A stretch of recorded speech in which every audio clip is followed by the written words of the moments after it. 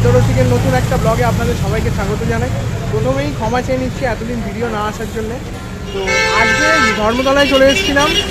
ধর্মতলার এখানে একটা বিখ্যাত কচুরির দোকান, যেটা কিনা আমার ঠিক পেছনেই রয়েছে, মোহনের কচুরি ভান্ডার। এবং এটা আপনাদের দেখিয়ে দেবো, এটি হচ্ছে নিউ মার্কেট থেকে একদম সামনে।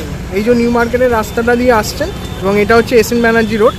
ও এই যে KFC আগে যেটি এলিট সিনেমা নামে পরিচিত ছিল, ঠিক তার অপোজিটেই হচ্ছে এই দোকানটা। তো এই দোকানে একটা কিন্তু ইতিহাস রয়েছে, যে স্বয়ং অমিতাভ বচ্চনজি কিন্তু যখন এখানে কলকাতায় আসেন তখন কিন্তু এই দোকানের থেকে কচুরি খান। তো আপনারা দেখতেই পাচ্ছেন। তো চলুন দেরি না করে যাওয়া যায়।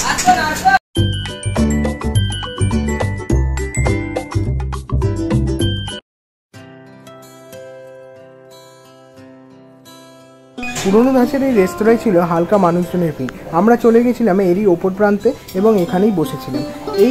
এই ওপরে কিন্তু অনেকগুলো পেপার কাটিংয়ে কিন্তু অমিতাভ বচ্চন যে এসেছিলেন তারই কিছু নমুনা রয়েছে। এই দোকানটার ব্যাপারে একটু বলুন।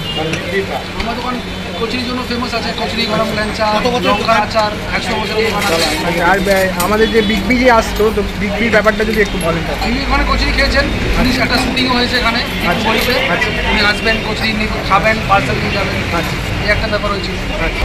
আমার দোকান আছে 140 এসএন ব্যানার্জি রোডে, রিগাল সিনেমা যেটা ছিল আগে, ঠিক সামনে। 100 বছরের দোকান, আসবেন। এই যে বিখ্যাত হিঙের কচুরি আজকে নিয়ে নিয়েছি এবং এর সাথে এরকম আলুর তরকারি, সাথে এই যে লঙ্কার আচার, এদের এখানকার বিখ্যাত লঙ্কা আচার। চলুন। এই কচুরিটার মধ্যে কিন্তু ছিল একটা ভালো রকমের হিঙের পুর, এবং যেটি এই আলুর তরকারি ও এই লঙ্কার আচারের সাথে বেশ লাগছিল খেতে। কেমন খেতে?